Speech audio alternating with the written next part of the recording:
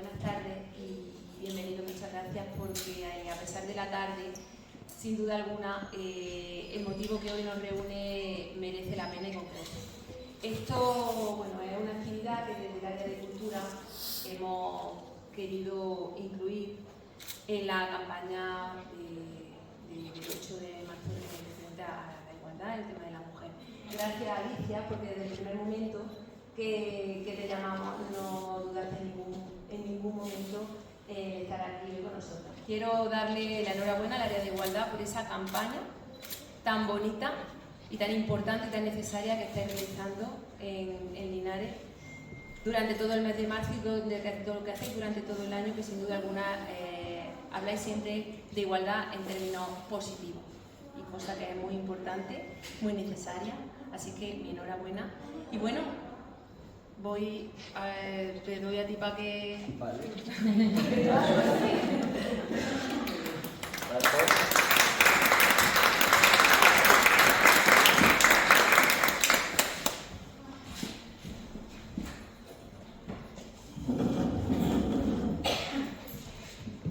Buenas y lluviosas tardes, bien hallado.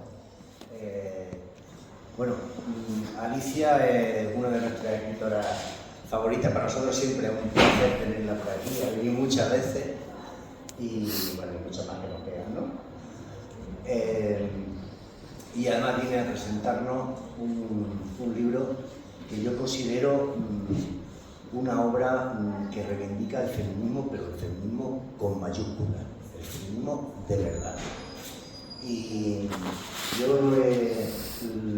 no lo he leído del todo, pero me he fijado en algunos personajes y la verdad que me parece una obra fascinante, tanto la idea como el desarrollo de la obra.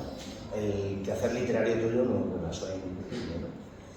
Pero bueno, yo no voy a presentarla porque para presentarla está aquí su fan número 1, su fan número 2, que esta niña que se llama Asu Reyes y que es hija de este que os habla. Amor de padre. Buenas tardes a todos. Yo estoy aquí presentando a Alicia porque somos amigas, tenemos una relación de amistad y además la admiro profundamente. Admiro mucho su obra desde su primera novela, La hija del mar, y esta otra también me ha fascinado, la que digo ya de la Amazonas. Y además comparto con ella un gran gusto por el arte y una estudios comunes. Bueno, la sociedad, hablaremos de la obra. La sociedad trata de imponer a las mujeres los roles de madre y esposa a lo largo de la historia. Y estos roles no son pocas cosas, pero podemos hacer eso y mucho más. En Única se habla de todas esas facetas que las mujeres han podido explorar aún con dificultad y de una manera que, aunque ha sido sobresaliente, ha sido pasada por alto a lo largo de la historia. Y Única rescata esta historia. La trayectoria de su autora, sin duda, está a la altura de la trayectoria de sus protagonistas. Alicia Ballina es licenciada en periodismo por la Universidad de Navarra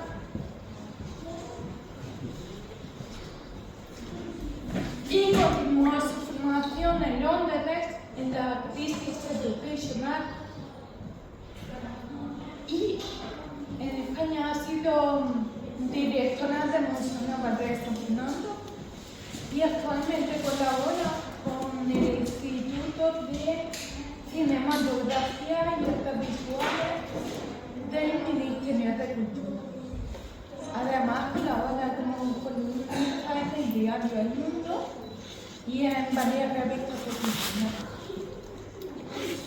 Ya nos ha deleitado con las novelas que he mencionado, La criolla del Amazonas y La hija del mar,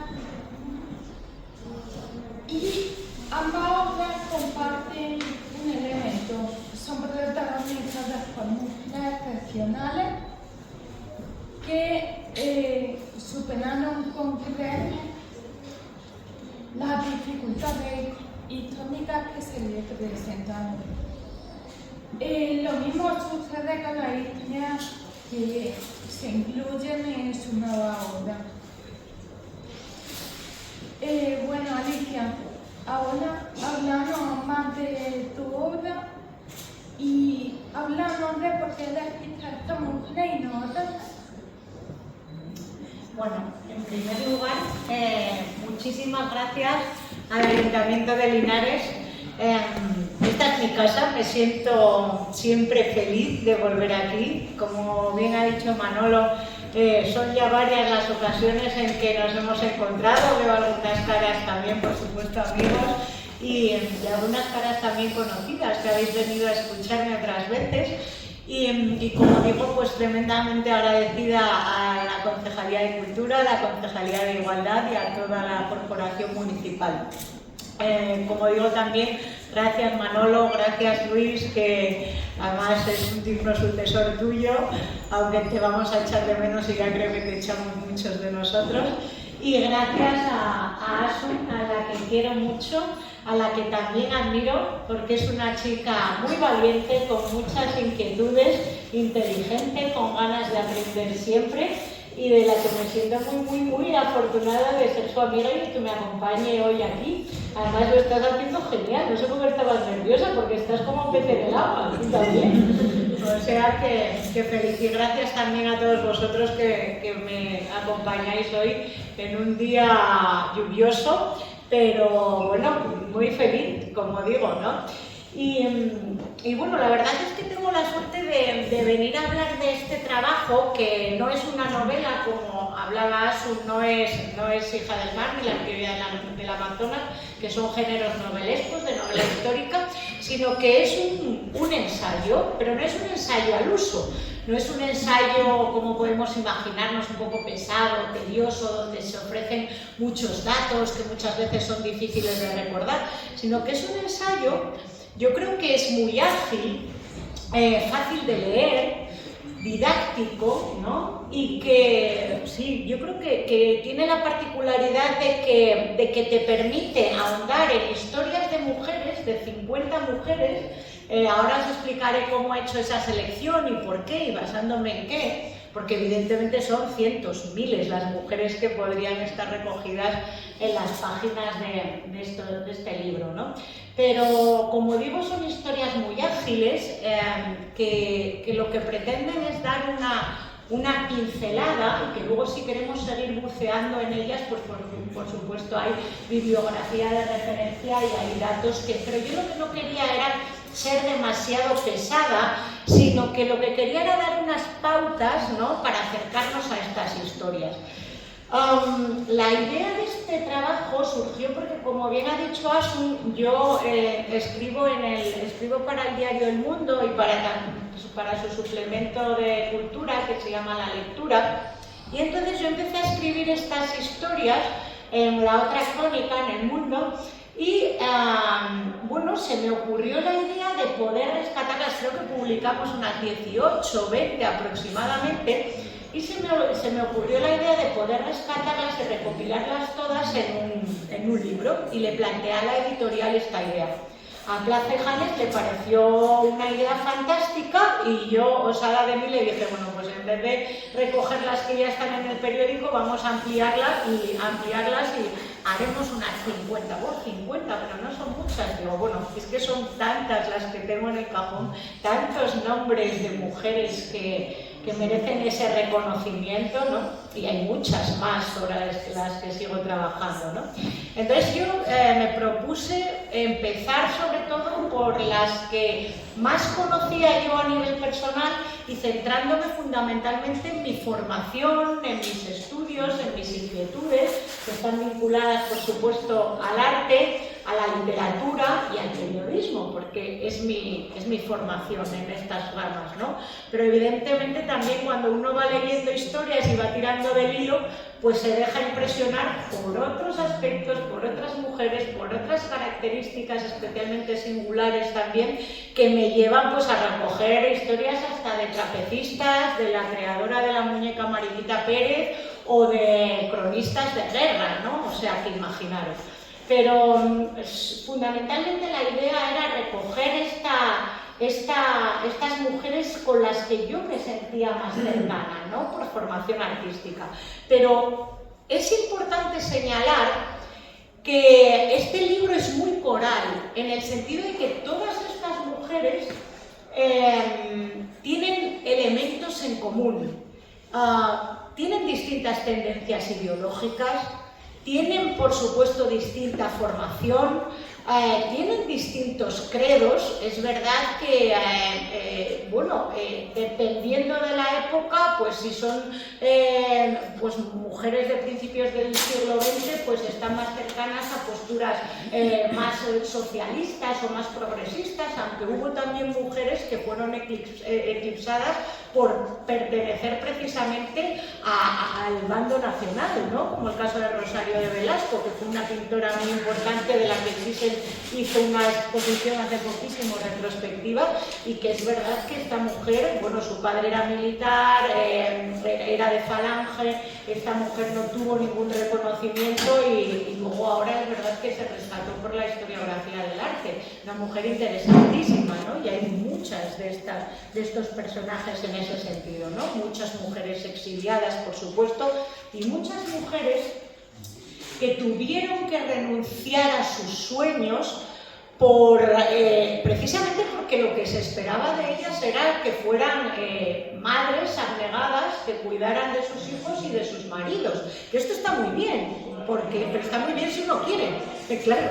O sea, siempre que las decisiones sean voluntarias, pues a todos nos parece bien, pero cuando uno tiene que sacrificar, e incluso no sacrificar, sino renunciar por completo a poder cumplir tus sueños, ¿no? Como creadora, o como dramaturga, o como literata, o como piloto de avión, pues es que es muy complicado, ¿no? Y es verdad que desde siempre, como decías tú, Asun, pues la mujer evidentemente y inexorablemente está vinculada a la fecundidad, está vinculada a la maternidad y a ese, como decían los decimonónicos, ese rasgo de ángel del hogar, ¿no? Que tenía que cuidar la casa, que educar a los niños, y eso la redujo a un ámbito absolutamente doméstico, donde no podía participar de la esfera pública, porque de la esfera pública participaba el varón, ¿no? Entonces, todas estas mujeres fueron sepultadas por ese peso de la historia, una historia hasta hace muy poco escrita por hombres, ¿no? Entonces, yo creo que es un homenaje un poco estas reflexiones, porque como digo, todas tienen en común esa capacidad de lo que llamamos ahora resiliencia, ¿no?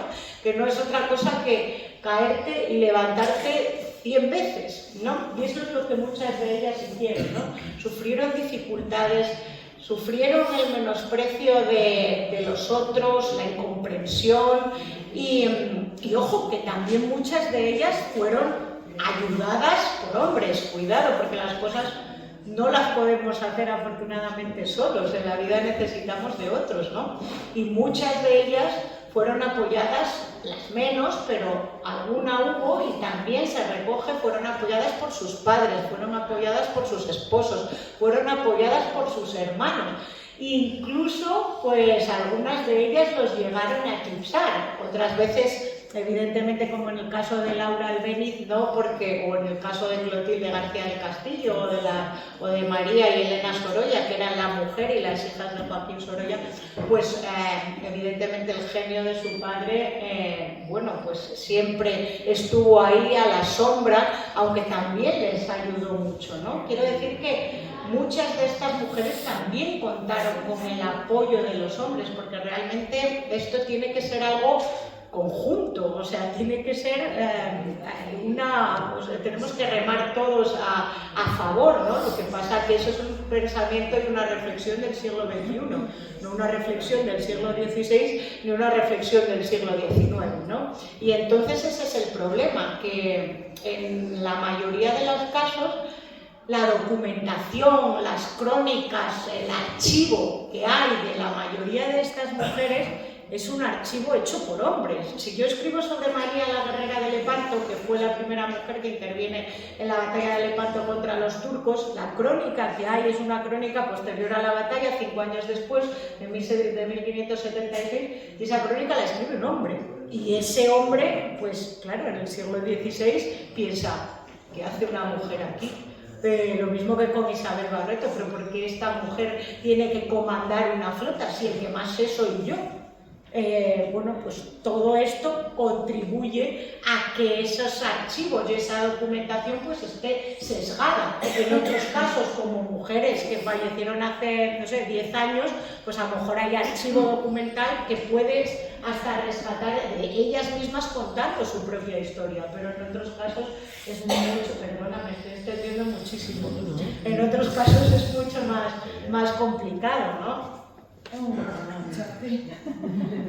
Y sobre la investigación te quería preguntar algo. ¿Cuál de las protagonistas de tu obra ha sido la que más te ha sorprendido durante la investigación? Pues muchísimas. La verdad es que, pues mira, fijaros, ahora con todo el tema de las guerras, ¿no? Y de la situación que vivimos a nivel mundial, hay una escritora, poetisa, periodista y cronista de las dos guerras mundiales, y de la Guerra Civil Española y de la Revolución Rusa, que se llamaba, que no la conoce nadie, ni siquiera en Galicia, porque era gallega, era de un pequeño pueblecito de Coruña, que se llamaba Sofía Casanova. Me sorprendió muchísimo la historia de esta mujer, porque era una mujer muy culta, llegó a hablar 6 idiomas, se murió con 96 años en Poznań, en Polonia, con 96 años, fijaros. Ella, como suele pasar muchas veces, y también en algunas de mis historias ocurrió, se enamora del hombre equivocado, claro. Y entonces esto le trajo, pues, no solo tremendos quebraderos de cabeza, por eso es muy importante elegir bien, aunque claro, esto es bastante lotería, esto entre tú y yo, pero la cosa es complicada. Entonces, claro, esta mujer, fijaros, además escribe para ABC, fue la primera cronista de las dos guerras mundiales, escribió yo creo que más de 1400 artículos periodísticos para ABC desde los años 20 hasta el año 50 y pico, estoy hablando de casi 35 años. Esta mujer, bueno, tuvo una situación familiar muy complicada, su padre los abandonó cuando eran niños y ella se queda al cuidado de sus abuelos maternos. Y fijaros qué importantes son los referentes en la vida, ¿no? Por ejemplo, para mí, yo tengo un referente clarísimo en mi vida que es mi abuela, ¿no? Y en mi casa, bueno, quizá también por ser del norte, el matriarcado está muy arraigado ahí, o sea, en mi familia, mi padre va a cumplir ahora 85 años y mi padre, yo le recuerdo siempre haciendo las camas, cocinando, o sea, que eso es algo absolutamente inusual para un hombre de su edad, ¿no? Y en mi casa el poder lo tenían y lo siguen teniendo las mujeres. De hecho, mi padre es muy simpático porque a lo mejor digo, oye, pues, ¿por qué no vamos a comer? Y como ya estamos las tres, mi hermana, mi madre y yo, como cuando vivía mi abuela, imaginario, ¿no? No le hacemos caso y entonces entre nosotros y él hace como, oye, yo y es como, entonces es súper divertido porque además él es un amor, ¿no? Y es una referencia también. Y mi abuela también era una mujer con muchísimo carácter, a quien dedico siempre todos los libros que escribo. Este libro está dedicado, por supuesto, a mi abuela, por supuesto, a todas las mujeres, y creo recordar que pongo una frase también donde digo a todas las mujeres y los hombres que nos iluminan con la llama de la libertad, ¿no? Y este libro también es para ellos, porque no es un libro para mujeres, es un libro para todos, ¿no? Y como decía Sofía Casanova, se cría en un ambiente, bueno, la crían sus abuelos, y es su abuelo Juan el que le enseña a declinar, a recitar poesía, a leer, y ella pierde a su abuelo con 15 años, y rescata el apellido del abuelo y se va a apellidar Casanova, ¿no? Y firma todos los artículos con el apellido de su abuelo. Su madre, como sabe que es buena escribiendo, pues manda los artículos a escondidas que escribe en casa al Faro de Vigo, y el Faro de Vigo empieza a publicarlos, el periódico. Y entonces, bueno, por circunstancias se trasladan a Madrid en busca de un futuro mejor, etc. Bueno, ella empieza a moverse ya en los círculos madrileños más intelectuales y conoce a un tipo que está haciendo una tesis doctoral de Platón, que por cierto tarda 15 años en hacerla, que era un tío muy excéntrico, era un escritor, un filósofo polaco también, fue profesor de universidad, y ella escribe y dice algo así como que le resultó bastante desagradable físicamente, pero que le atrajo muchísimo su intelecto. Y entonces, bueno, se casa con él. Este hombre la maltrata, además no le da hijos varones, tiene 4 hijas, mujeres, y bueno, él la engaña, la repudia, está con alumnas suyas de la universidad, ella se traslada a Moscú, se traslada a Ucrania siguiéndole. Estaba tan sola que aprende ruso, aprende polaco, empieza, como digo, a escribir estas crónicas. Fijaros, esta mujer sola con 4 hijas, una de ellas muere porque él era muy naturista y no creía en la medicina, y la niña muere de tifus porque no la tratan los médicos. Bueno, ella se siente terriblemente culpable.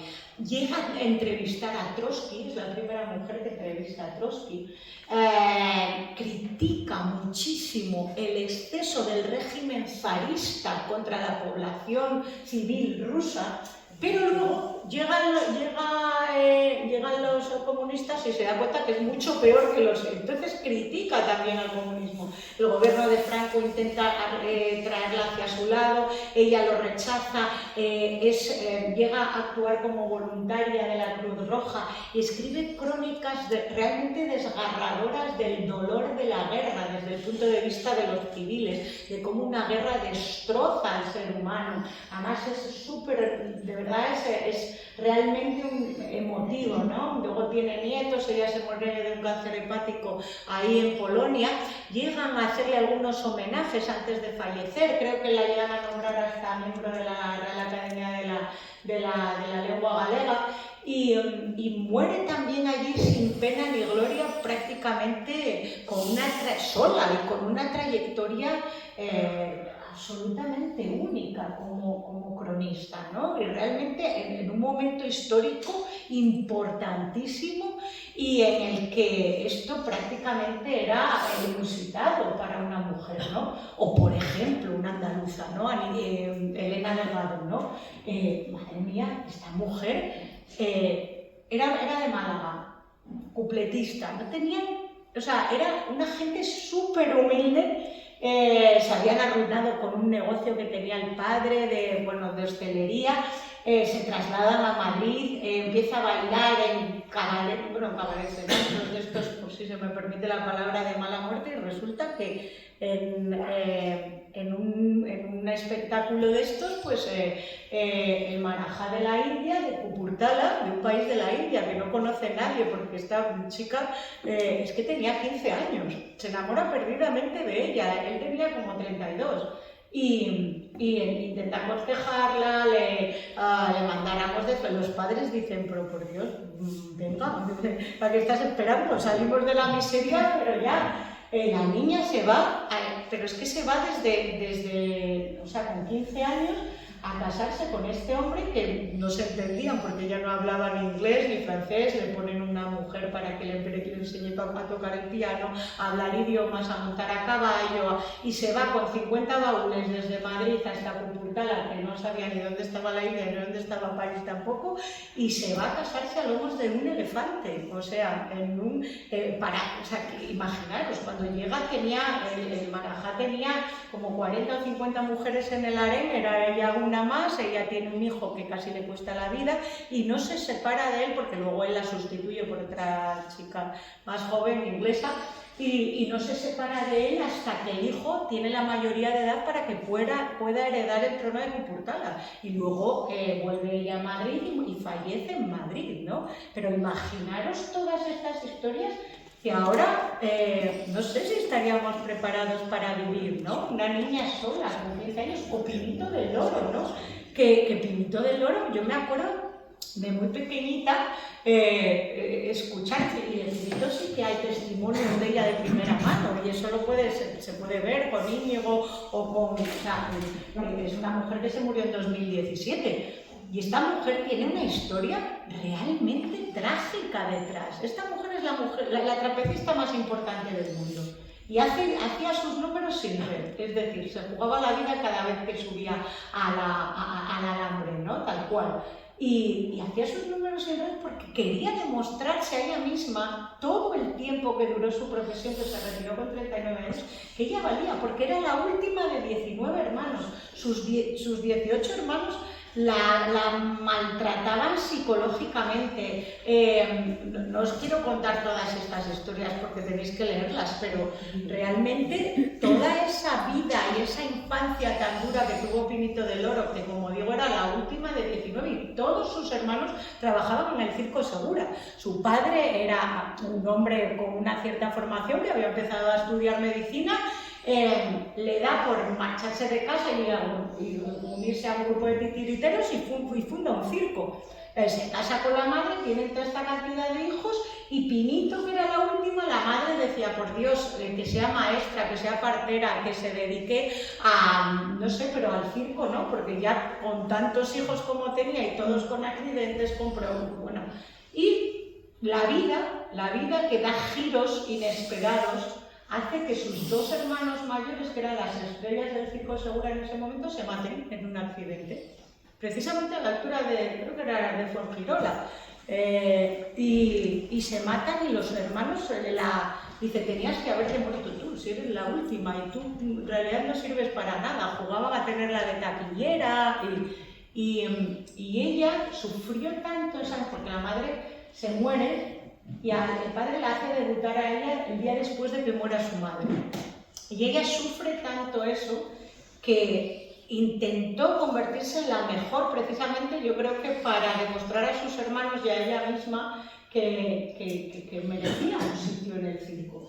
Y toda su vida fue, intentar conseguir ser la mejor, no solo a ojos de los demás, sino a ojos de ella misma. Y por eso además actuaba sin red, tuvo 3 caídas mortales tremendas, lo cuento en el libro, hay algunas fotos también, yo creo que hay una que la recoge a ella también. Y ella es que tiene, y lo cuenta, ¿no? Cómo debuta, cómo se va a Nueva York, o ahora me estoy acordando de la propia Raquel Meyer, madre mía, Raquel Meyer fue portada de la revista Time en 1926. Portada de la revista Time hace un siglo. Esto es impresionante, una mujer iletrada, absolutamente... una mujer de Tarazona, una aragonesa con un carácter bastante recio, y una mujer muy excéntrica, amiga de Chaplin, Esta mujer, las funciones que hizo en Nueva York, es que valían $27, hace 100 años, $27. O sea, sabemos lo que está. Es que esta mujer, la pintó Sorolla, por supuesto, tuvo muchos amantes, dicen hasta que tuvo algún hijo que dio en adopción, y ahora me estoy acordando, Joaquín Sorolla García, el hijo mediano de Joaquinito, que yo le llamo el hijo mediano de Joaquín Sorolla, se enamoró perdidamente de esta mujer, a la que por cierto pintó Sorolla también en 1918, en un cuadro que hay en el Museo Sorolla. Y en las cartas que escribe Sorolla a Clotilde García del Castillo a su mujer, le dice que está preocupadísimo porque Joaquinito se ha enamorado de la Meyer, y esto no puede ser, porque sí que la Meyer es guapísima y tiene una mirada embrujadora, pero que claro, era una cupletista y su pobre Joaquinito como iba a estar en una cupletista, ¿no? Es verdad que luego al final la Meyer no le hizo mucho caso y se fue con otro, pero Joaquinito estuvo muy enamorado de Rafael Meyer. Bueno, son muchas historias, solo son algunas las que, pero vamos, se me van ocurriendo y las voy diciendo. Hay introducido, por ejemplo, a mujeres muy presentes en la memoria colectiva como Lola Flores. Sí, Lola Flores está. Lola Flores está porque de Lola Flores se cumplió el centenario de su nacimiento en el 2023.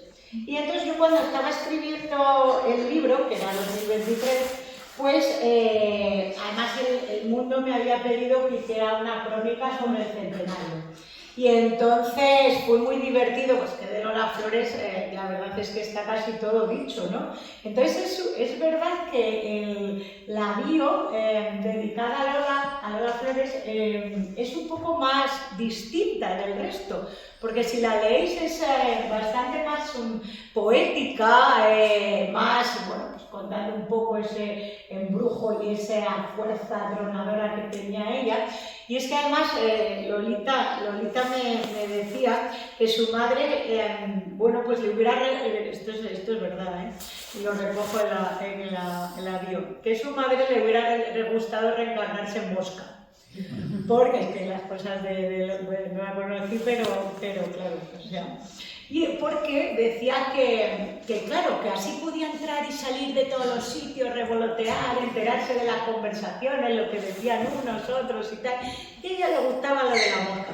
Y entonces, yo cuando empecé a escribir el texto, era verano, y Lola nació en enero, pero bueno, yo estaba escribiéndolo en verano, y entonces entró una mosca, yo tenía las ventanas, y entró una mosca, y venga la mosca, y yo estaba escribiendo y me estaba muriendo de risa.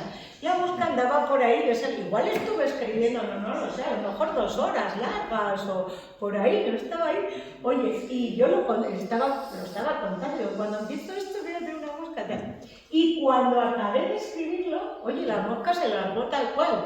Digo, fíjate qué curiosidad, y lo escribía así tal cual. Y así se quedó en el artículo y así exactamente lo transcribimos para el libro, porque fue muy gracioso, pero eso fue justo por el centenario y luego ahora fijaros que se abrió también el museo ahí en Jerez y todo, o sea que sí, una de las frases, claro. Antes has hablado de tu abuela. Y eso me ha recordado que hay muchas mujeres anónimas que a lo largo de la historia y en la vida, en nuestro día a día,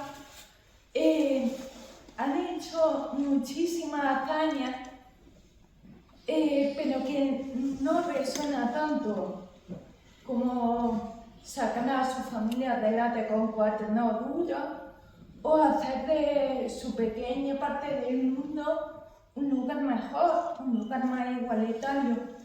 Y quiero romper una lanza por todas esas madres y esas abuelas que nos han hecho que hoy tengamos el lugar que tenemos y tengamos las oportunidades que tenemos.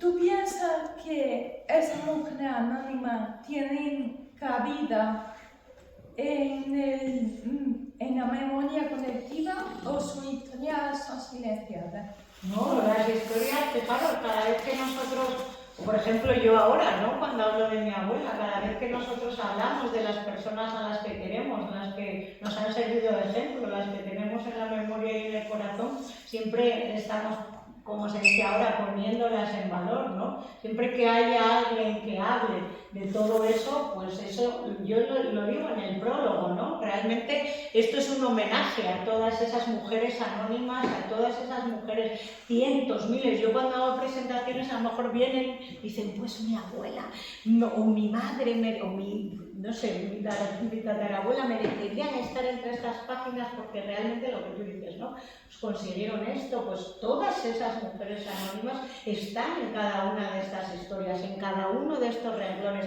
todos esos sacrificios, todas esas luchas, todas esas renuncias están ahí, ¿no? Lo que pasa que evidentemente pues la historia no solo la conforman los grandes personajes, sino la historia también la conforman los que están detrás, ¿no? Y todos los que mencionamos y que permanecen vivos en nuestra memoria y en nuestro recuerdo. Entonces es fundamental, importantísimo, pues recordar eso, ¿no? Yo creo que forma parte, por lo menos yo hablo en mi caso, ¿no? O sea, yo todo lo que yo soy, todo lo que tengo y lo que no tengo es en buena parte por esos referentes, ¿no?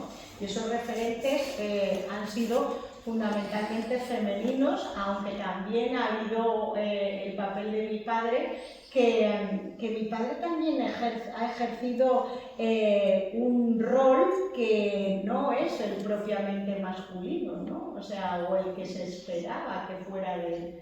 Entonces, eso a mí también me ha permitido ver el mundo con otros ojos y ser muy afortunada porque soy una persona en ese sentido muy flexible, porque me ha permitido tener la capacidad de entender muchas cosas y yo en eso he tenido muchísima suerte. Por eso hay veces que yo no puedo hablar de ese otro lado, que es el más generalizado hasta cierto punto, sobre todo en personas de mi edad o mayores, ¿no?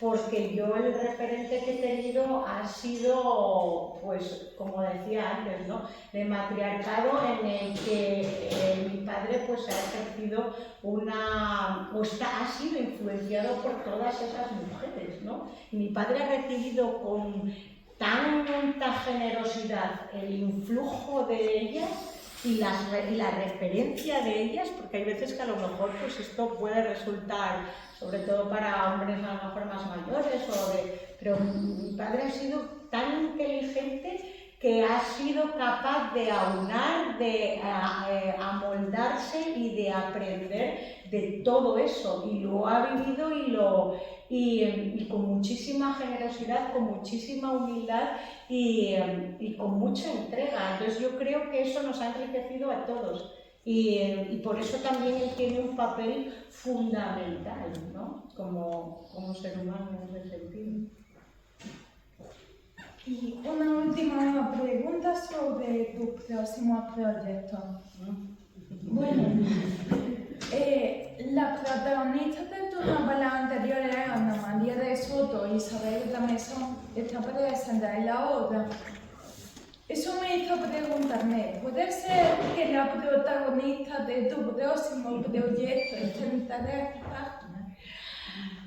Pues te has hecho una buena pregunta, pero te voy a contestar la verdad, porque yo siempre digo la verdad, o intento decir siempre la verdad. Fijaros, no está, todas estas mujeres merecen una novela, eso seguro, pero claro, no tengo vida ni tiempo para escribir ni 50, ojalá, y si pudiera la mitad, pues imaginaros, ya iría, pero vamos, más que sería.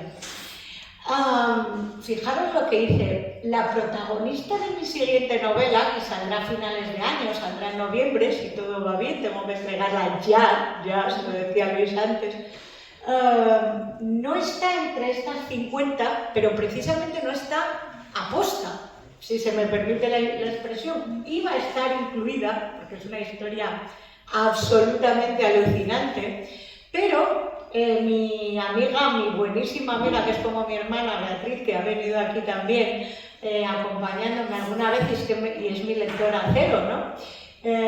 Pues me dijo, ni se te ocurra poner a esta mujer en las 50, que te la van a copiar y no sé qué, porque yo ya iba directamente, pero si es...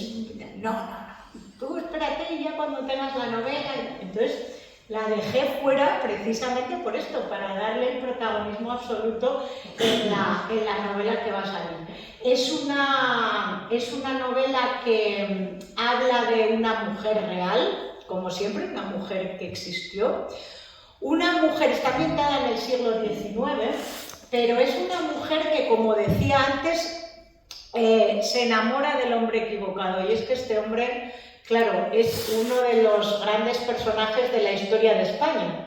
Un hombre también maltratado, yo diría, bastante silenciado en algunos aspectos por la historiografía general y que también se enamora de ella. Lo que pasa que, claro, las circunstancias eran absolutamente imposibles y esto hace que ella tenga que vivir el exilio, hace que tenga, bueno, hace incluso, bueno, es repudiada directamente y como digo, se tiene que marchar de España. Y es una historia de amor, pero es una historia realmente muy trágica y dramática en ciertos aspectos, que lo que intenta es recuperar, yo creo que a los dos personajes, ¿no? No solo a ella, sino también a él, porque ambos sufrieron, aunque en distinta forma y de distinto modo, pues esa tragedia de haberse encontrado en un momento de la historia, además, que era pues prácticamente imposible que saliera bien, ¿no? Esa es la protagonista, pero no está entre ellas, aunque, como digo, aquí hay 50 novelas, vamos, bueno, dos de ellas ya las hice yo, que es Ana María de Soto, Mi hija del mar, y Isabel Ramesón en La criolla del Amazonas. Bueno, y ya podemos empezar con la ronda de preguntas del público. Muchas gracias, Asu.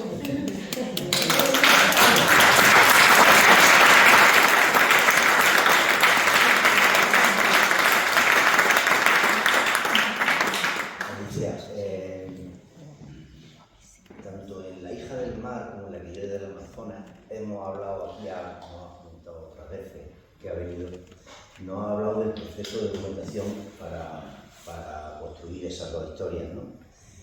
Me imagino que en Únicas el proceso de documentación ha sido totalmente distinto, ¿no? Bueno, piensa que, claro, aquí son 50 personajes, entonces, evidentemente, las historias son muy dispares. Lo que pasa es que también ha habido, en algunos casos, en los que una historia me llevaba a otra o me abría ramas que me permitían a lo mejor no seguir por un lado, pero anotar, porque yo creo que son, y la verdad es que son como casi 280 y tantas mujeres que tengo todavía en el cajón, y de hecho en redes o muchas veces me dicen, oye, y esta mujer que, fíjate, pues pilotó un avión en la Segunda Guerra Mundial y todavía está viva y tal. El otro día conocí a esta mujer, ¿no?, que me pareció fascinante.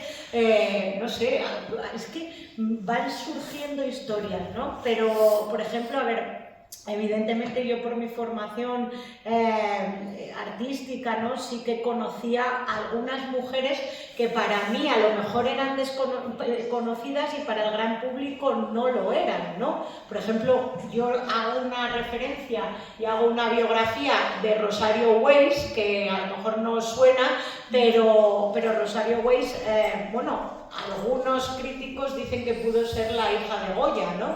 Y de hecho Goya la formó, trabajó con ella cuando se exilió a Burdeos, la introdujo en los círculos artísticos y llegó a ser, además, que como digo tiene otra novela, porque llegó a ser, lo que pasa que tuvo un futuro, un destino muy desgraciado porque muere con 28 años, ¿no? Pero todos estos personajes que yo ya conocía y sobre los que yo había estudiado, pues también me permitieron seguir tirando del hilo, ¿no? Y buscar, por supuesto, en archivos y en documentación de la época, como hablaba antes, ¿no?, en crónicas, aunque, por ejemplo, Isabel Barreto o María la Guerrera de Lepanto o algunas dramaturgas del Siglo de Oro, se las puede conocer más bien a través de su obra, de la obra que producen ellas y que se publica. Entonces, sí que, por ejemplo, he leído mucho teatro, mucha literatura del 17 para intentar entender a estos personajes, que la verdad es que estaban muy limitados, porque si no, o sea, tenías dos opciones: o dedicarte a la vida religiosa, o bueno, pues tener suerte y casarte con un hombre que te pudiera apoyar en este sentido, o tener una posición económica ciertamente más privilegiada que te permitiera, porque las mujeres, pensad que si no eras hija, por ejemplo, de un artista, de tu padre era artista, por ejemplo Luisa Roldán, ¿no? Que yo no la recojo en el ensayo, pero porque yo pensaba que Luisa Roldán la conocía todo el mundo, y resulta que a Luisa Roldán no la conoce nadie, ¿no? Hay una exposición maravillosa en el Museo Nacional de Escultura de Valladolid de Luisa Roldán, que fue la única mujer escultora de corte, y fue escultora de Felipe V y fue escultora de Carlos II. Su padre era escultor, y entonces, bueno, si tenías la capacidad de poder formarte con tu padre, en el taller de tu padre, pues tenías cierto margen, como María Eugenia de Ver, por ejemplo, que era una grabadora flamenca también, que vivió en Madrid y trabajó en la corte de Felipe IV. Pero si no, las mujeres, con mucha suerte, y si tenían una posición económica holgada, pues podían en sus casas organizar tertulias y ahí recibir a, bueno, intelectuales para poder hablar de temas bueno, artísticos, y a lo mejor traerles, ordenar que les trajeran el té y unas pastas, o a lo mejor dedicarse al mecenazgo y patrocinar económicamente a artistas importantes, pero poco más, ¿no? Si luego tenían la suerte de que, como digo, pues su marido les apoyaba, porque las reales academias, las mujeres no podían acceder en las mismas condiciones a formarse como artistas en una academia, ni podían participar en las exposiciones nacionales de Bellas Artes, pero es que eso era hace 100 años, o sea, es que el pasado es muy reciente, es que no es un pasado de hace 500 años, es que es un pasado de hace 100 o de hace 80, y las mujeres no tenían esa opción. Si tú querías ser artista, pues mira, como digo, en el ámbito doméstico te pones a dibujar flores y ya está. O sea, esa era la opción. Entonces, si tenías, cuento la historia de Alejandrina de Dessler, que era una mujer gaditana, muy formada, económicamente con capacidad, y bueno, se casa con un hombre que la apoya, va a formarse a París, recibe clases privadas y particulares de un maestro en pintura, pero porque no podía acceder a una academia ni acceder a una beca, porque eso estaba vetado, así, tal cual, ya está. Porque la mujer, bueno, pues tenía que dedicarse, como digo, a ser ese ángel del hogar. Y eso, el que lo cuestionaba, mal asunto. La cosa no acababa demasiado bien, en general.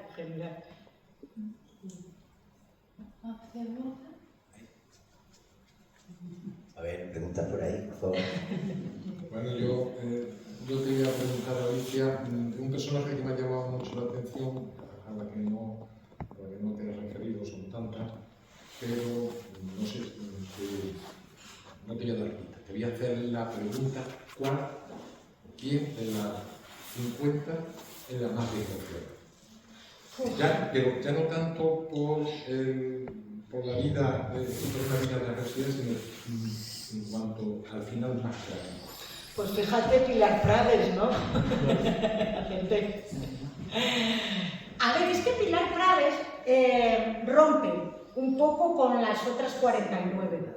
Pilar Prades, yo la elegí. Pilar Prades, no, vamos, si no lo habéis leído es casi imposible que sepáis quién es, porque yo, además me sorprendió muchísimo la historia. Mi abuela siempre me decía, esto parece el caso, y yo decía, ¿qué será el caso?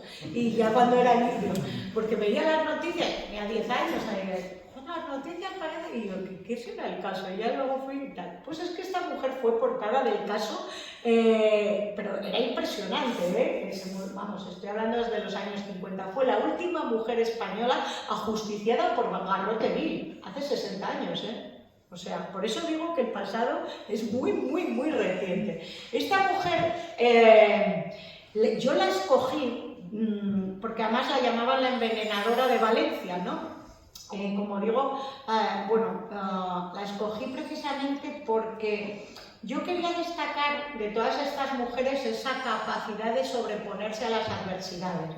Pero hay veces que, desgraciadamente, no todos tenemos las mismas capacidades y no todos tenemos las mismas oportunidades ni la misma fuerza interior que nos permite salir adelante.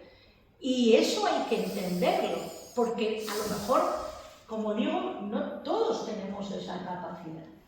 Y esta mujer no tuvo la capacidad de salir adelante y quería utilizarla como ejemplo precisamente porque ella era una mujer de pueblo, una mujer iletrada, que, como digo, pues en los principios del primer tercio del siglo pasado, pues iban a las grandes ciudades, como se decía, a servir, ¿no? Porque realmente no tenían ningún futuro, prácticamente no sabía leer ni escribir.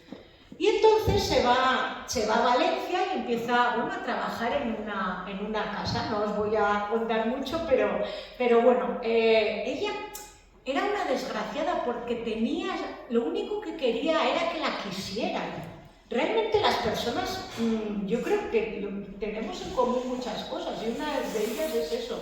Solo queremos que nos quieran, que nos reconozcan, Y yo creo que ella era lo que quería, ¿no? Lo que pasa es que, claro, ¿qué opciones tenía ella en un mundo en el que no encajaba? O sea, porque no era guapa, si veis la portada del caso, la verdad era una mujer, bueno, pues no era agraciada físicamente, no sabía leer, no sabía escribir, no tenía... Bueno, pues era difícil, ¿no? Y ella aspiraba a que, bueno, se enamoró del señor de la casa, que la quisieran, ¿no? Y entonces, ¿qué hizo? Pues fue envenenando a la mujer. La envenenó a la mujer con una especie de matarratas que le iba echando en el café. Y claro, la mujer se murió. Y ellos tenían creo recordar que era una especie de charcutería o algo así en Valencia. Y ella se creía que una vez muriera la mujer, el marido se iba a quedar con ella, se iba a quedar ella con el negocio, iba a estar atendiendo el negocio, todo esto. Bueno, que va, claro, no pasó nada de eso, el marido la echó, bueno. En resumidas cuentas, se fue a servir a otra casa, hizo lo mismo, al final la descubren, ella en su defensa intenta decir que ella realmente no sabía que eso era matarratas porque no sabía leer, pensaba que era, bueno, para curar los dolores de cabeza, bueno, empieza, y nadie le cree y al final, bueno, la meten en la cárcel, el gobierno de Franco, bueno, además sale en prensa durante muchísimo tiempo, porque estuvo creo que como 2 años encerrada o así antes de que la justiciaran por garrote vil, ni más ni menos, ¿eh?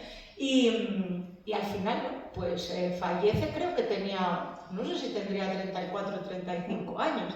Y con esta historia que no encaja o que parece un poco disonante entre todas estas, lo que quería precisamente Luis era reivindicar eso, ¿no? Que a veces no se puede, a veces no tenemos todos la misma capacidad y a veces las circunstancias nos sobrepasan. Y no quiere decir que sea mejor o peor que ninguno, sino que simplemente pues no tiene las herramientas, no tiene los recursos, no tiene la capacidad, no tiene los instrumentos, no tiene la formación, tantas cosas. Entonces era un homenaje también a todas esas mujeres que, bueno, pues que a lo largo de la historia pues a lo mejor no pudieran, ¿no? Eso. Las películas de Antena 3 a las 4 del domingo le hacen un homenaje a esta... No las veo, afortunadamente. No suelo verlas, no me da tiempo, pero bueno, es una historia bastante dura, la de Pilar Prades. Una historia dura y una historia muy triste, muy triste. Y a mí me impactó mucho, porque de hecho, hablando no precisamente de estas historias de Antena 3, pero Terele Pávez actuó además, representó a esta mujer en una serie de televisión que se hizo precisamente. Sí. Y entonces ella, a mí me gustaba muchísimo Terele Pávez como actriz, yo la vi alguna vez en el teatro, me impresionó la fuerza desgarradora que es una de las mujeres que más me ha impresionado verlas actuar.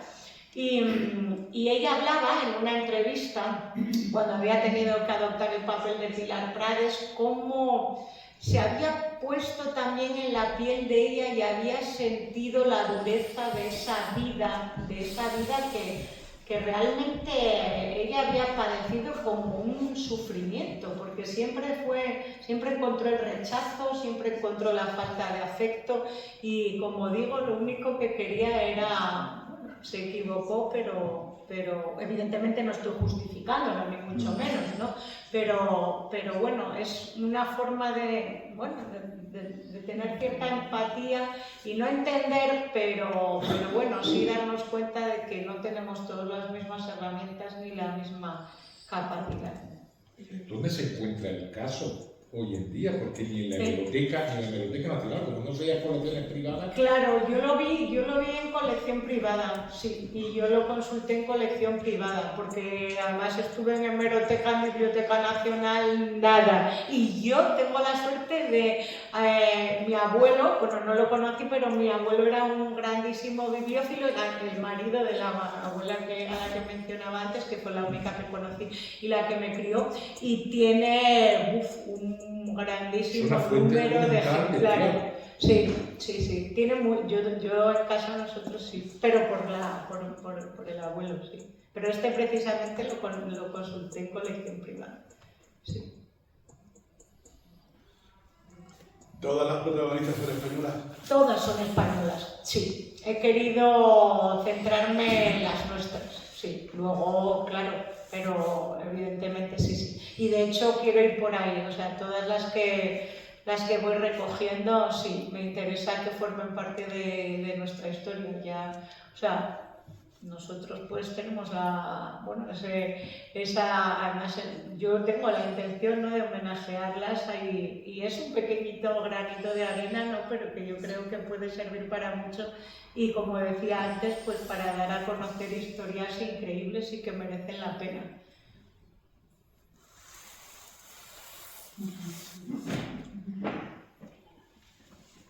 Aparte de Ana María Soto, ¿hay alguna militar más? Sí. Hay alguna, sí, hay alguna. Tienes que leerlo. Sí. Hay alguna. Hay unas 4 o 5, sí.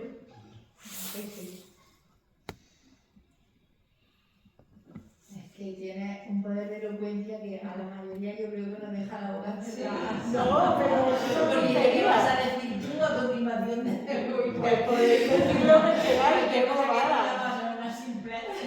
No, es que va, ninguna cosa es una simpleza, si se dice con ganas y con ganas de aprender, eso es lo más importante. Yo estoy aprendiendo todo el tiempo, o sea, yo he aprendido muchísimo, muchísimo escribiendo estas historias, de verdad que mucho, y me ha servido para también, pues hacer toda esta reflexión que os estoy contando y que me va saliendo, ¿no? De cómo es mi familia, cómo yo he aprendido también, cuáles han sido mis referentes, y todo esto me ha servido muchísimo. Todo esto que decía yo ahora de mi padre, que no lo había dicho ni lo había exteriorizado, ni se lo había dicho a él, ni se lo he dicho a él, por supuesto, pues fíjate, ahora cuando vaya a Asturias le diré a mi padre, oye, pues papá, fíjate, he estado pensando que mira, a raíz de esto, y es verdad, porque yo creo que cuando uno se va haciendo mayor, y afortunadamente yo tengo a mis 2 padres, pues va uno agradeciendo todo ese bagaje y todo ese, ¿no?, esos regalos que la vida te va haciendo, ¿no? Y yo he sido una persona muy, muy, muy afortunada. Y entonces, bueno, pues eso es muy bonito. Y reconocer eso y me ha servido, como digo, no solo para aprender todas estas historias que ahora os transmito, sino también para aprender de mí misma, de mi entorno, de mi familia, de muchas cosas. Y eso es bonito. Y los libros también son una especie de cura, de sanación, de análisis introspectivo, y este también lo ha sido, los otros también, pero este también especialmente. Sin duda son mujeres muy interesantes, con vidas muy singulares, por lo poco comunes, pero a mí me ha llegado mucho el comentario que ha hecho Asun respecto al mérito y al valor de tantísimas mujeres anónimas que han luchado por hacer de su parcela un mundo mejor. Es algo tan bonito y que tiene y puede tener tanta repercusión y hacer de este mundo verdaderamente un mundo mejor. Claro. Es algo tan sencillo como es sencillamente por eso, el cuidar de tu parcela y todo lo que te rodea, hacerlo lo mejor posible. Es algo que aparentemente como mérito no ha tenido nunca. Tiene mucho, te lo aseguro. Pero en mi opinión creo que es algo muy valioso. Hacer a las personas la vida más feliz tiene mucho mérito. Y eso no es tan fácil, ¿eh? No creas que es fácil. A veces pensamos que lo es, pero no, es complicado. Y yo creo que es importante trabajar en eso, ¿no? Sobre todo con la humildad de darte cuenta que no somos mucho, mucho, pero que en las pequeñas parcelitas de influencia que tenemos, ¿no? De todas las parcelas, hace mucho y yo creo que es muy importante y que todo suma y yo creo que las personas necesitamos, como decía antes, a otras. Las cosas no las podemos hacer solas, necesitamos la ayuda de otros, ¿no? Las mujeres de otras mujeres y de otros hombres, los hombres de otros hombres y de otras mujeres, y hay que pedir ayuda, hay que dejarse ayudar, hay que decir lo que necesitamos, porque a veces uno no lee bien las cosas o no, como decía antes, pues no tiene los instrumentos, no tiene la capacidad, no está en el momento, y bueno, está bien decirlas, no pasa nada, hay que decir lo que uno necesita y ya está, ¿no? Y tener la capacidad y la humildad de poder decir, bueno, pues yo no puedo hacer las cosas y necesito, no solo como ahora, bueno, pues todo el tema de la salud mental y esto, ¿no? Sino también en pequeñas parcelas del día a día, ¿no? Pues no puedo con esto, necesito ayuda, me siento sola o me siento solo. A veces no estamos acostumbrados a decir eso porque nos creemos superhombres o supermujeres, es malo eso. Todo lo contrario, es que es la única manera que vamos a tener de crear espacios que sean más sensibles y yo no tengo hijos, pero bueno, creo que ese es el futuro, ¿no? Decir, o sea, dar ese ejemplo, ¿no? Y decir, oye, yo necesito ayuda, pues ahora yo no es mi momento, pues ahora yo tengo la generosidad de entregarte a ti esto para cuando a mí me toque, pero a veces cuánto nos cuesta eso, ¿verdad? ¿Cuánto nos cuesta? Porque, bueno, no queremos renunciar a cosas, cada uno tiene sus sueños, ¿verdad? Y cuesta mucho. Pero creo que engrandece a los seres humanos hacerlo. No es todo lo contrario. A mí cuando alguien me dice que necesita ayuda, yo creo que a mis ojos siempre se hace grande. Yo creo, no, se hace grande siempre.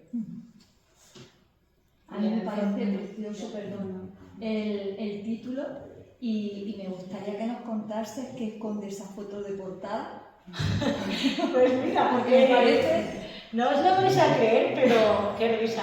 Esto fue divertidísimo. Bueno, yo esta foto la elegí, es una foto de Alfonso, que es un fotógrafo madrileño muy conocido de los años 40. Esta foto, yo no sé quiénes eran, o sea, no sé quiénes son, porque son 3 esquiadoras, están en la Sierra de Guadarrama. Esta es una foto real, que además se expuso en Foto España, etc., ¿no?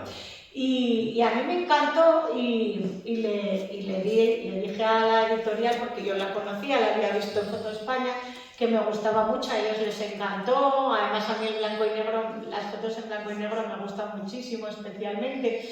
Y entonces ya cuando el libro sale, se publica, yo no sabía, ya os digo quiénes eran, sí sabía de quién era la foto, sabía dónde estaba ambientada, tal. Y por redes sociales me escribe un amigo mío, además un amigo mío que era director del museo, que era compañero mío de promoción, y me dice, oye, ¿de dónde has sacado esta foto? Porque creo que una de ellas es mi abuela. Y digo, no, O sea, esto no puede ser verdad. Digo, pero ¿cómo que tu abuela? Pues, pero cuéntame, ¿pero de qué? No sé, esta es una foto de Alfonso tal y estuve... ¿Y cómo lo has conseguido? ¿Dónde tal? Porque es que me ha dicho mi madre que esto era... Y coincidía, ¿no? Que era Guadarrama, que no sé qué... Digo, ¿cómo se llama tu abuela? Y me dijo el nombre, me tal, y dice... Creo que es la que lleva el abrigo blanco, ¿no? Dice, creo que es esta, no sé qué tal, pero voy a preguntar y tal. Y parece ser, efectivamente, porque estas eran esquiadoras, no eran profesionales, eran semiprofesionales, ¿no? Ya veis cómo iban vestidas y cómo tal. Y entonces me dijo que las otras dos no conocía, pero probablemente eran del club de montaña, porque la abuela lo frecuentaba con asiduidad y tal, y yo me quedé completamente alucinada, ¿no? Y entonces se lo dije a la editora y tal, y me dijo, no me digas, pero qué casualidad y tal. Y se quedó ahí y efectivamente parece ser que... Pero yo no sé las otras quiénes eran, ni me quedé... Me gustó muchísimo la foto, me pareció súper divertida y además de un grandísimo fotógrafo de reconocimiento, ¿no? Y casualmente, pues fíjate cómo es la vida, ¿no? Y sí, parece ser que era ella, sí. Muy bien. Sí. Yo quería preguntarte porque me ha llamado la atención lo que has dicho, que has conocido a alguna mujer que estaba viva. ¿Has conocido a todas las mujeres? Vamos, de alguna manera sí, de las que has escrito, porque habrás investigado sobre ellas. Pero de las que estaban vivas, ¿has conocido a todas? No. De las que dices, de las que están aquí, en el libro, no he conocido a ninguna. O sea, no. O sea, simplemente me he documentado, he visto entrevistas suyas de las que más recientemente fallecieron, pero no conocí. De todas las que están aquí, la última que falleció, que fue precisamente el Pinito del Oro, que murió en 2017, yo no la conocí, a Lola Flores no la conocí tampoco. Las más recientes, es que son casi todos, hacemos un recorrido desde el siglo VIII, porque las primeras son Hermesinda y Adosinda, que son la madre y la hija del rey Pelayo, y avanzamos hasta la reina Urraca, hablamos de muchísimas, ¿no? De María la Bailaora, esta guerrera de Lepanto, 16, 17 hasta el 20, y la última, como digo, es Pinito, pero yo no las conocí, no. Hablo de conocerlas en el sentido de seguir su trayectoria. Conocí, y alguna he conocido ahora en esta última etapa, pero que no están recogidas aquí, en estas 50. Sobre alguna de ellas sí escribí. No, y es que ni siquiera llegué a conocer, estoy pensando en Nela. Estuve a punto de conocer a Nela Arias Misón, que se murió centenaria cuando yo ya iba a viajar a Miami. Hay una mujer que fue la única mujer de origen hispano que participó en un movimiento que se llama el expresionismo abstracto, que se desarrolló en Nueva York en los años 50 y 60 del siglo pasado. No sé si os suena Pollock, Rothko, grandes artistas, ¿no? del siglo XX. Y ella murió con 100 años y yo iba a ir a conocerla, pero justo yo tenía programado el viaje para visitarla en aproximadamente finales de septiembre y ella murió en julio. Pero por ejemplo de Nela sí que como conocía, fijaros, es que Nela se casó 4 veces, casi nada, y de Nela conocí a su último marido con el que estuvo 20 años, que de hecho es amigo mío, tiene 89 años ahora, y es un artista belga muy conocido en el mundo del arte para los que no vive aquí, vive en Venecia, pero él me fue dejando vídeos personales claro, es que las imágenes en movimiento y cuando estás en el ámbito doméstico pues dicen mucho, ¿no? Y entonces, es que con casi 100 años era una mujer con el pelo rojo, así leonino, súper pintada, pero estoy hablando de una mujer centenaria, con unas camisetas de reparto, cocinando en su casa, o sea, era como una mujer súper rompedora, que, no sé, con 40, 50, 60 años, yo me la imagino, ya era con 100 años, una mujer especial porque se veía y con vídeos e imágenes en movimiento, de Nela sí que la llegué a... Y es que es como casi también muy cercana a mí, cuando uno tiene también relación con las personas con las que compartió su vida y te cuentan de primera mano y tal, pues también, pero no, de las que están aquí en estas, no. Desgraciadamente, ojalá, ya me hubiera gustado, pero no. Algunas hablo como si las conocieran, pero no las conocí. Muchas veces hablo y digo, pero porque he leído tanto también de ellos que a veces ya forman parte como un poco de tu historia personal. Y es como, yo cuando hablo de Sorolla, de sus hijas o de sus mujeres, es como casi como si lo hubiera conocido. Porque yo trabajé 8 años en el Museo Sorolla, que fue mi primer destino, y es que yo veía su paleta, cogía sus... Ahora ya no se puede, estoy hablando hace 23 años, pero pues cogía su paleta, cogía su bastón, me ponía su sombrero y era como... Y era como, y claro, tú ya era como que, no sé, era como una parte de ti, ¿no? Leías sus cartas personales, todo lo que le decía a su mujer, todo, y era como que te metías en su intimidad de tal manera que prácticamente pues era parte casi ya de tu familia, ¿no? Entonces sí que tienes esa relación, sobre todo si te metes mucho en las historias, pues sí que tienes a veces esa relación de que te da la sensación de que los has conocido. Sí. Bueno, ¿la mujer de Sorolla pintaba? No, Clotilde no. No, pintaba María, su hija mayor. Lo que pasa es que ella pintaba, bueno, básicamente porque le diagnostican una tuberculosis siendo niña y entonces tienen que pasar largas temporadas, pues en las fincas en Langorilla, en Cercedilla, por eso Sorolla compra una finca también allí y que es donde muere, además. Pero María, como tenía que pasar mucho tiempo en reposo, pues sí que empezó a pintar, hay algunas obras, no era muy allá, si se me permite, pero hay algunas obras que están en Valencia de María, y luego Joaquinito, hijo, pintaba también bastante mal, pero pues mujeres desnudas, pues todas estas, bueno, como era un poco Joaquinito. Y luego Elena Sorolla era una grandísima escultora. Elena fue la pequeña. Elena fue una mujer con muchas habilidades para la escultura, además también Sorolla no la empujó, pero la ayudó poniendo a su servicio también a maestros fundamentales como Benlliure, Capuz, que eran muy amigos suyos, y María sí tuvo, lo que pasa que claro, María tuvo 7 hijos, se casó, tuvo 7 hijos y ya pues imposible. Pero hay muchas obras de María en el Museo Sorolla en Madrid muy interesantes, ¿eh? María era de los 3 la mejor. Pero esa es la hija de Sorolla. Sí, esto María Elena, la pequeña. Sorolla tuvo 3 hijos. No, yo menciono a las mujeres de la vida de Sorolla. Clotilde, su mujer, que esa no pintaba, y sus 2 hijas. María, la mayor, la que pintaba, y Elena, la pequeña, la que hacía escultura. Y el mediano era Joaquín. Y a Joaquín no lo menciono, pero menciono a Clotilde y a sus 2 hijas.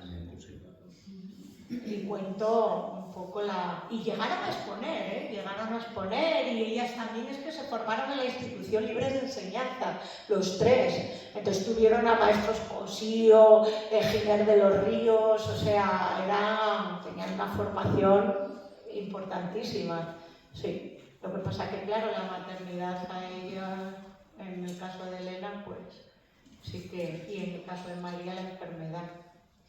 Porque María solo tuvo un hijo. Bueno, podríamos estar mucho más rato.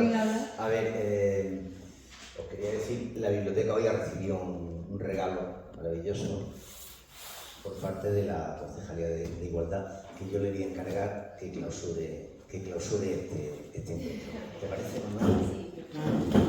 Bueno, yo voy a clausurar a mí la intervención que ha tenido, hola a todos. La intervención que ha tenido Alicia, se me ha ocurrido decir tantísimas cosas que yo creo que lo voy a resumir en una. Gracias. Gracias por haber elegido Linares para presentar este libro. Bueno, pues este momento que hemos compartido, ¿no? Ya no por el contenido en sí, por esa perspectiva de género que ha quedado más que sobradamente demostrada, ¿no? Por haberle dado voz a tantas mujeres que representan a otras tantas muchas, ¿no? Que quedan en el anonimato, como decía Asu. Y que bueno, que a través de ti en esta ocasión, a través de tu talento, que también hay que visibilizarlo, ¿no? Ese talento, esa valía de la mujer en la escritura, en la cultura, pues que haya dejado ese legado, ¿no? Que le haya dado voz a estas mujeres y haya dado en su momento, ¿no?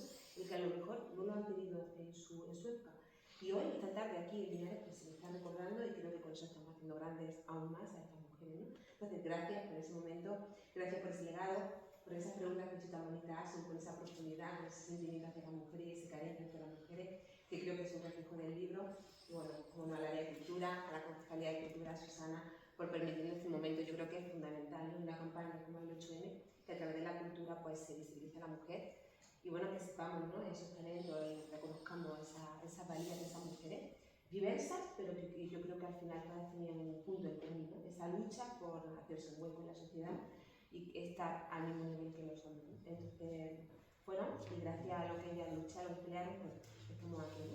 Y gracias ahora a mujeres como Alicia, pues seguimos en este camino, que creo que es el camino de todos, como bien hemos dicho ya, el de hombre y el de la mujer. Así que gracias, gracias, gracias.